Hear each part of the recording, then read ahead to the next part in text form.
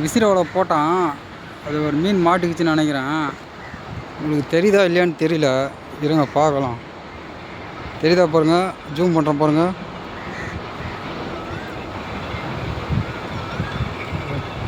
பாருங்கள் தெரியுதா?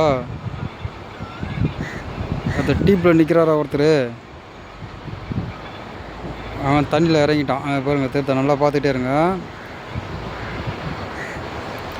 அவ்வளோதான். இதுக்கு மேலே ஜூம் பண்ணால் உங்களுக்கு தெரியாது. பாருங்கள் பாருங்கள்.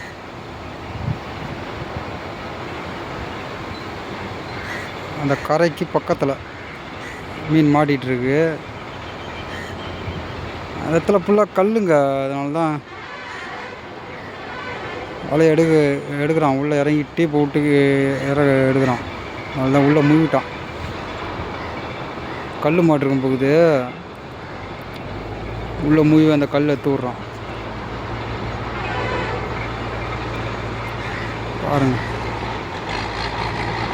அதான் மீன் சொல்கிறேன்ல, திருட்டு மீனுங்க மொத்தம். இப்போ ஆளுங்களை பார்த்தவொடனே மொத்தம் ஓடி போயிட்டு கல் இடுக்குள்ளே போய் பூந்துக்கும். எப்போ நம்ம வலையை எடுக்கிறோமோ திருட்டு அது பாருங்க. மீன் பாருங்க, கையில் பிடிச்சிட்டான் அந்த மீனை. இது பார்க்க தெரில. பாருங்க பாருங்க. இதுக்கு மேலே ஜூம் பண்ணால் அவ்வளோதான். ஜூம் இங்கே முடிஞ்சு போச்சு.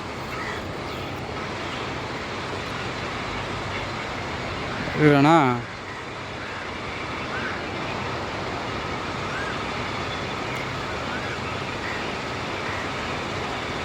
பையில் போடுறான். போட்டான். இன்னும் எத்தனை மீன் வலையில் இருக்குன்னு தெரில. வலையை எடுக்கிறான். இது வேறு கொஞ்சம் அசக்கனா கூட ஜூம் பண்ணிக்கிட்டு வந்து அண்ணாண்டி இன்னாண்டையும் ஓடுது. வலையை எடுக்கிறான். இருங்க ஏன்னா மீனுக்கு தானே பார்ப்போம்.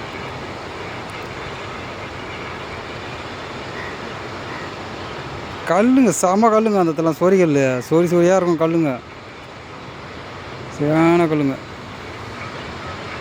பரவாயில்ல, ஃபஸ்ட்டு வலையிலே ஒரு மீன் மாட்டிக்குது. பாருங்க, கல்லில் வயிறு வலையை எடுக்கிறான் பாருங்க. தெரிதா? உள்ளே மூழ்கிட்டான்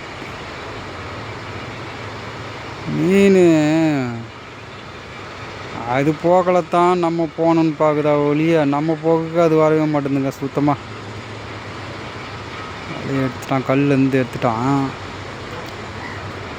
வலிக்கிறான். அது சேனாக்கி தானே பார்ப்போம், ஒரு நாச்சு இருக்குதானே பார்ப்போம்.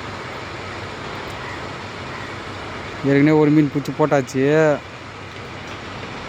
இன்னும் எதுனா இருக்கா பார்ப்போம்.